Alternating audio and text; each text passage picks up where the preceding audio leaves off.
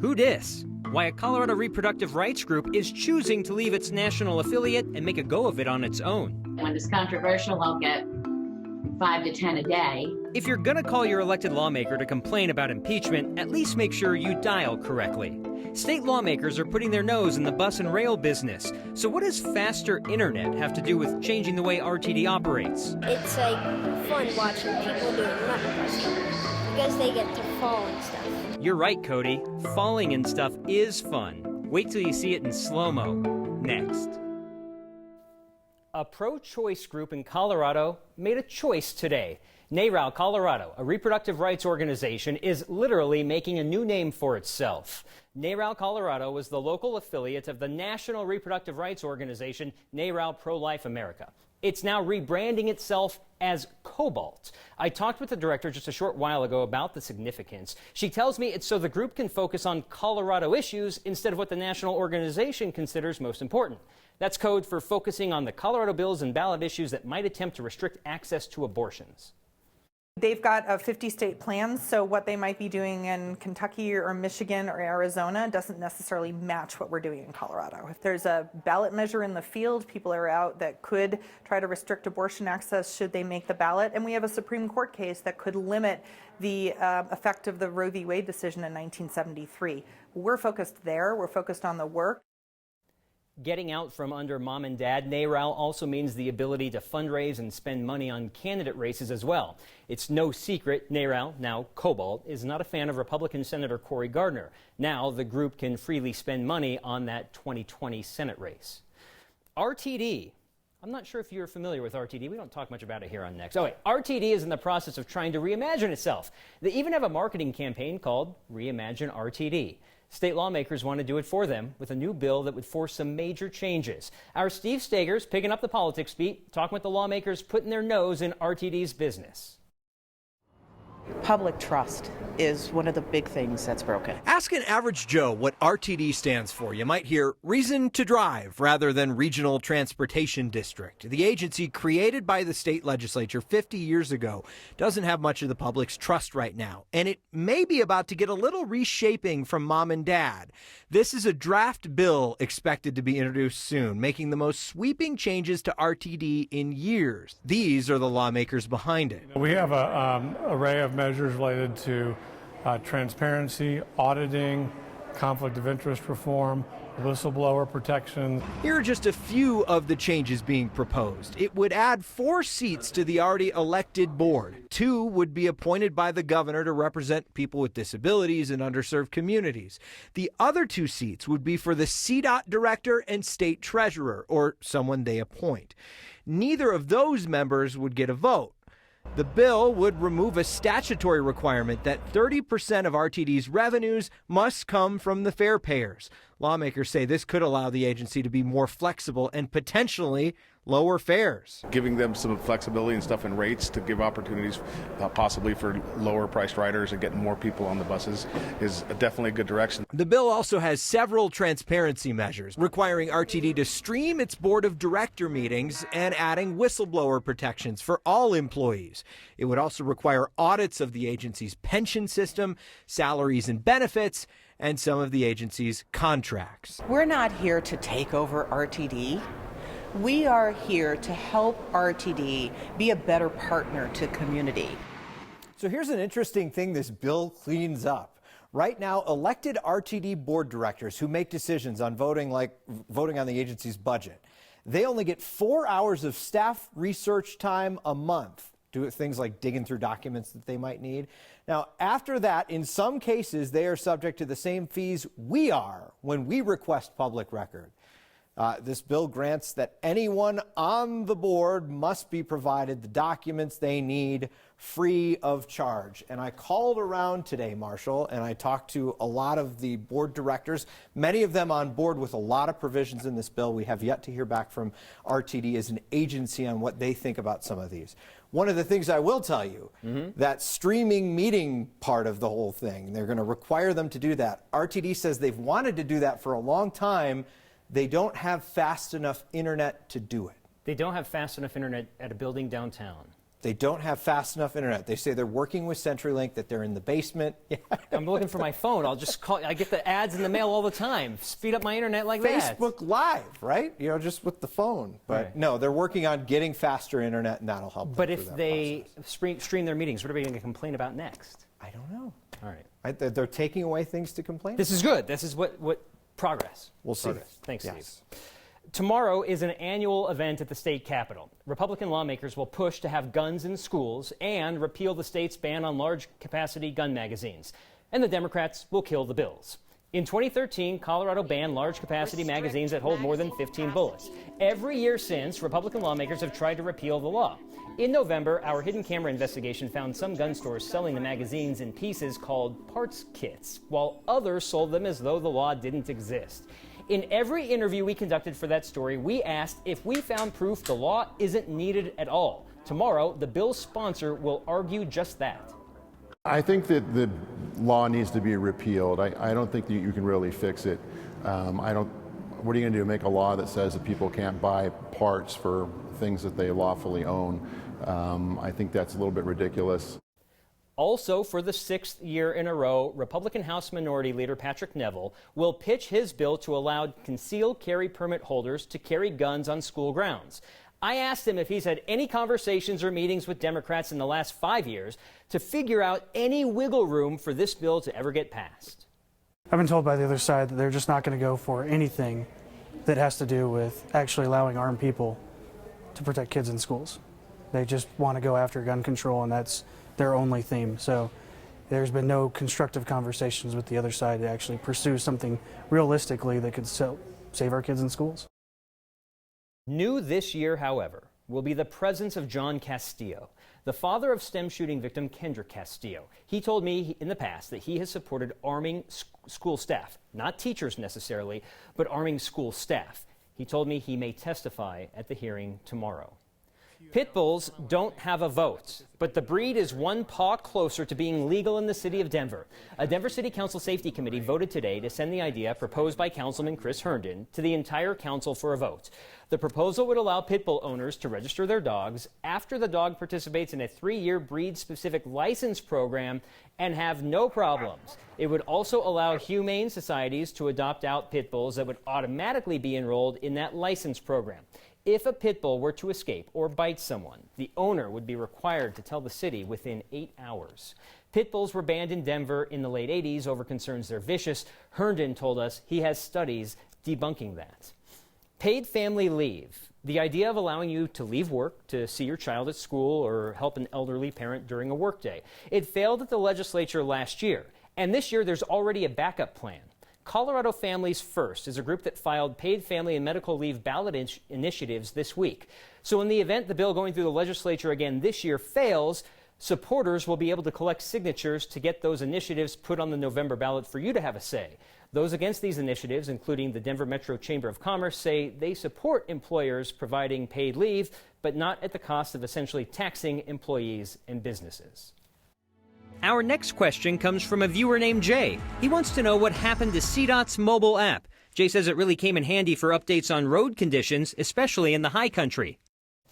That's a good. All of these are good questions, Jay. From road closures because of snow to heavy backups from ski traffic, Coloradans can definitely use a reliable traffic alert system, as long as they're not inundated with ads. CDOT says they got rid of the app because they've had quite a few complaints about all the advertising that popped up. They partnered with a private company to create the app, but CDOT says, well, that didn't work out too well. They're looking to create a new app in the future, but there's no set timeline. For now, drivers can use the CoTrip website for traffic alerts. You can also sign up to get text alerts from the specific routes you take every day. We also have pretty good traffic in the morning here on 9 News. What other questions do you want the next team to look into? Email us, next@9news.com, or get our attention with the hashtag HeyNext. We doubt even Cory Gardner wants to listen to the negative voicemails left at his Colorado office. Hoping I reached Cory Gardner's office. So we understand why a random Colorado woman doesn't want to listen to them either. And he's a viral celebrity with a bit of a weight problem. What better place to get fit than Colorado? Next.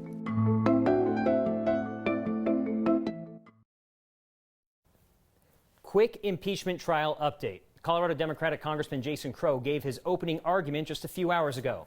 That's your update. This trial has resulted in constituents reaching out to their elected leaders, like Crow, like Republican Senator Cory Gardner, or at least some constituents think they've reached out to their elected leader.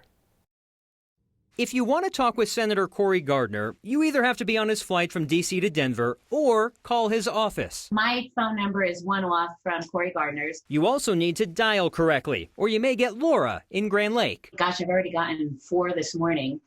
Everyone's really up in uproar over the impeachment trial. So I figured I'm saving Cory Gardner a lot of grief. And it's not like she's trying to intercept his voicemails. If you hear my message, it just says, hey, this is Laura. You know what to do. I'm surprised that people leave a message thinking this is Cory Gardner's office. Hi there. You have reached Laura. Leave me a message and I'll give you a call back as soon as I can. Thank you. Actually, everybody's been pretty professional. They're usually very angry. Hoping I reached Cory Gardner's office. Nope. In any event, I want Cory Gardner to know that I am very upset with the Mitch McConnell. Some people I've actually answered the phone and played with them a little. Most people I just tell them they dialed wrong and try again. What do you mean you play with them? I would listen to their spiel and agree and be like, I understand, and I'll let Mr. Gardner know and all that. I don't do that often. Laura said on a bad day, she'll get 5 to 10 calls. It's a little annoying. I'll be in workout class and my watch is going off. But other than that, no, I think it's kind of funny. I just find it amazing that people leave a message. I'm not changing my number. He could help me and change his. Well, on social media, we asked for your best wrong number story. If you want to be entertained, check out our Facebook page. The stories are great, and I think some of them might not be safe for work. Share your own, and maybe we'll include it in our feedback tonight.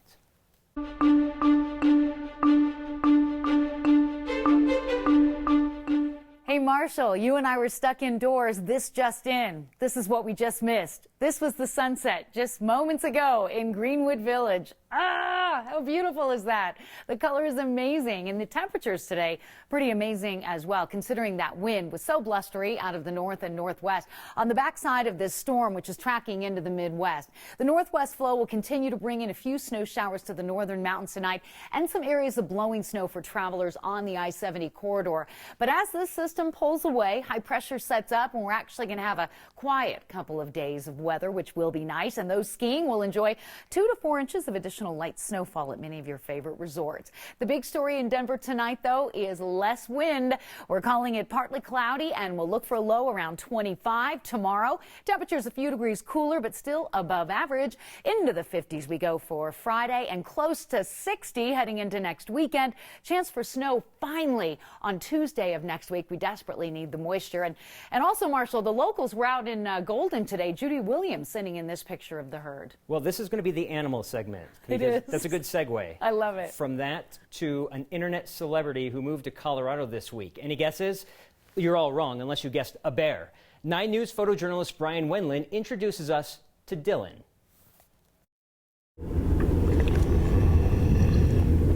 We do let Eagle Scouts make things for us, and they made this hammock. We got it the day before he arrived on Monday, and this is like the best test you could ever have for it. Testing out a new bed is probably what most of us would do after a 24-hour journey. Dillan, the Asiatic black bear, came to the Wild Animal Sanctuary in Keansburg all the way from Pennsylvania yesterday. His condition was found to be very inadequate by a number of people a number of months ago. Dillan had lived in a small chain-link enclosure at Pennsylvania's Union County Sportsman's Club. His teeth and gums are in bad shape, and he's extremely overweight. He's been declawed on all 4 feet, so he has a difficult time walking around. Word got out about his condition last August. Activists and organizations like PETA got involved and asked the club to improve his living conditions or turn him over to a sanctuary. And finally, it came to fruition about 3 or 4 days ago, and they decided to release the bear and then let him come here to the sanctuary. Dillan will stay at the sanctuary's vet clinic for a couple weeks, getting checked out and started on treatment. Then he'll move to a larger, more natural enclosure. Probably the first time in his life that he's ever had grass and dirt underneath his feet. His old living area was right next to the club's shooting range. So he had to live with